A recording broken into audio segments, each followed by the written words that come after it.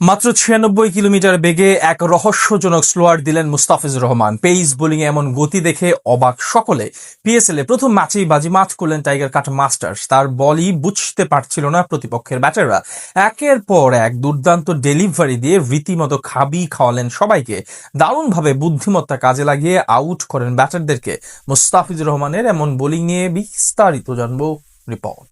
টেকনাফ থেকে তেতুলিয়া, দুবাই থেকে লাহোর কিংবা বাংলাদেশ থেকে পাকিস্তান, মুস্তাফিজুর রহমান যেখানে যাচ্ছেন সেখানেই বল হাতে দুর্দান্ত পারফরমেন্স করছেন। নতুন বল কিংবা পুরাতন উভয় বলে ব্যাটারদের পরাস্ত করে বুঝিয়ে দিচ্ছেন কেন তিনি সময়ের অন্যতম সেরা টি-20 বোলার। আজ পিএসএল এ লাহোরের হয়ে প্রথম ম্যাচেই অসাধারণ নৈপুণ্য দেখান টাইগার কাটার মাস্টার।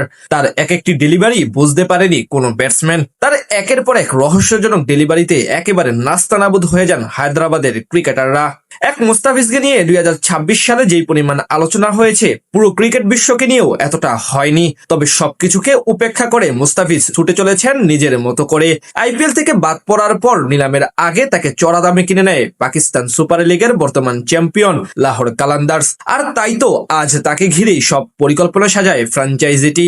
এদিন তার সাথে একাদশে আরো ছিলেন টাইগার বামহাতি ব্যাটার পারভেজ হোসেন ইমন। তবে ব্যাট হাতে তেমন ভাবে প্রমাণ করতে পারেননি তিনি। যদিও 199 রানের বড় পুঁজি পায় লাহোর কালান্দার্স। সেখান থেকে শুরুটা বল হাতে দারুণ করেন দুই পেসার শাহিন শাহ আফ্রিদি এবং ওবায়েদ শাহ। এরপর ষষ্ঠ বারে বল করতে আসেন মুস্তাফিজুর রহমান, আর বোলিংয়ে এসে নিজের কার্যকারিতা দেখান এই পেসার। নিজের প্রথম বলেই অফ স্টাম্পের বাইরে ব্যাক অফ লেন্থের ডেলিভারি ছাড়েন তিনি। সেখানে থার্ড মেনে ফেলে এক সিঙ্গেল নেন লাবুসানে। এরপর মাঝে মাত্র 94 কিলোমিটারের গতির এক স্লোয়ার দেন তিনি। এটা বুঝতেই পারেনি ব্যাটার কুশাল পেরেরা। সব মিলিয়ে সেই ওভারে এক ওয়াইড সহ মাত্র 4 রান খরচ করে যান ফিজ। তবে মজার ব্যাপার হলো মুস্তাফিজের বোলিং দেখে বিমোহিত হয়ে যান সাবেক পাকিস্তানি ক্রিকেটার এবং ধারাভাষ্যকার রামিজ রাজা। তিনি তাকে বামহাতি মুতিয়া মুরালীধরনের সাথে তুলনা করেন।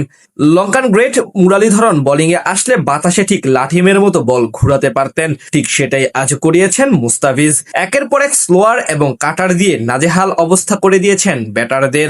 এই যেমন নিজের স্পেলের দ্বিতীয় ওভার করতে এসে প্রথম 5 বলের মধ্যে একটা ব্যাক অফ লেন্থ, একটি স্লোয়ার, একটি খাতলেন্টের শর্ট ডেলিভারি এবং শেষে ব্যাক অফ লেন্থের স্লোয়ার দেন ইরফান খানকে। কিন্তু ব্যাটসম্যান বলের ধরন বুঝতে না পেরে সোজা উড়িয়ে মারতে গিয়ে লঙ্গনে ওবায়েদ শাহ হাতে ক্যাচ দিয়ে বিদায় নেন। সেই ওভারে দেন কেবল 5 রান। নতুন বলে ভালো করার পর মিডল ওভারে নিয়েছেন উইকেট। এরপর আবার স্লগ ওভারে বল করতে পাঠানো হয় মুস্তাফিজকে। সেখানে 18তম ওভারে এসে দিয়ে যান মাত্র 3 রান। তার বলই বুঝতে পারছিল না কেউ।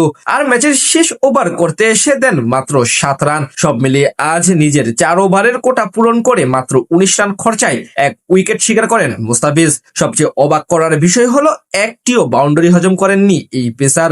তার এমন নৈপুণ্যের দিন বড় ব্যবধানে জয় পায় তার দল লাহোর কালান্দার্স।